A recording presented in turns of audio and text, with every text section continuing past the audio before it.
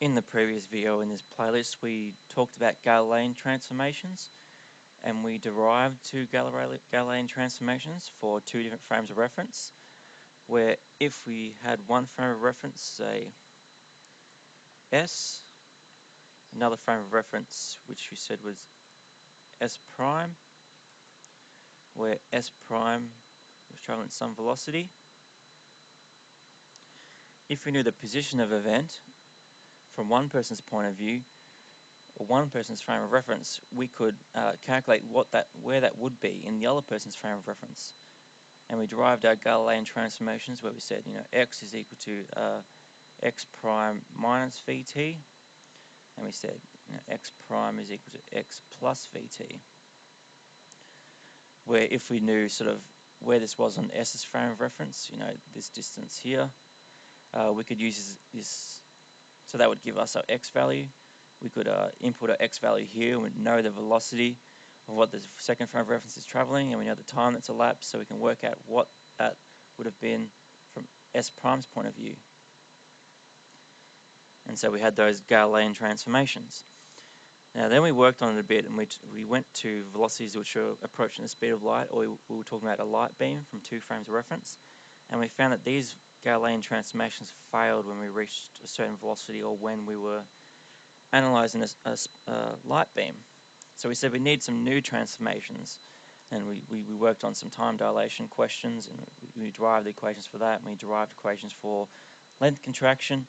But now it's time to actually derive our new transformations that we can use in relativity. And the new transformations are called Lorentz transformations.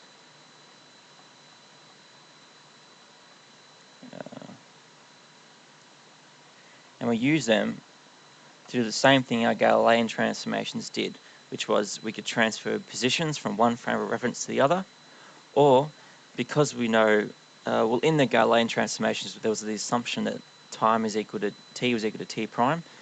That is, the time in one frame of reference is equal to the time in the other frame of reference, which we know is not true.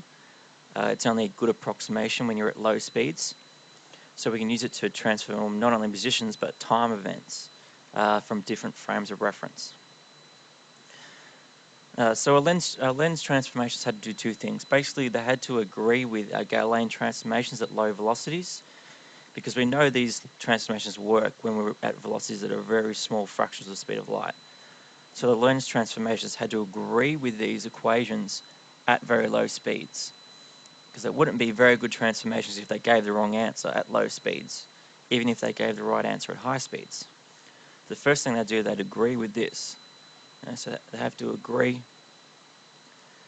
at low speeds or velocities.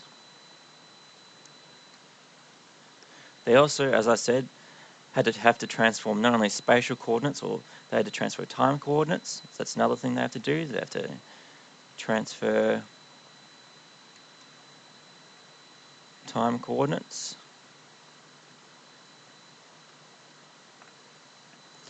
And the other thing they have to do is they have to make it so all different frames of reference agree on the speed of light, where the speed of light is c, which equals 3 times 10 to the 8 meters per second.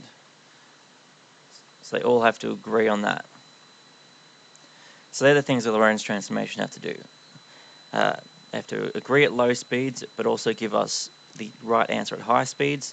They have to transform, not only spatial coordinates, but also time coordinates. And they have to make it so each frame of reference agrees on the speed of light, where the speed of light is 3 times 10 to the 8 meters per second.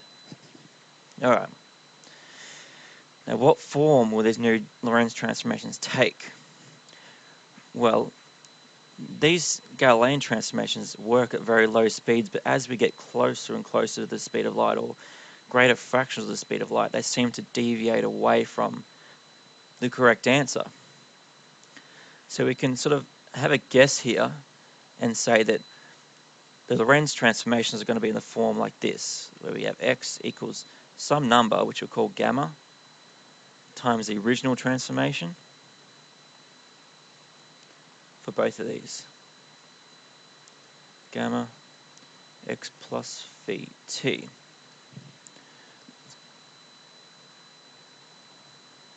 Now, so we're going to have this number here, gamma, and that's going to multiply, or it's going to change its value, and it's going to multiply by our original transformations by just enough to bring it to the right answer.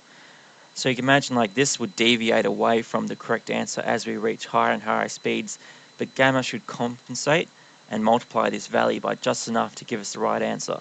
So that's what we're going to assume that it's in the form of. And all we have to do is find what our gamma value is, or what looks like y here. Another thing we'll assume is, here we want to assume, as we did in the previous one, that t for one frame of reference is equal to t for the other. So here we say s prime. That's an s prime there.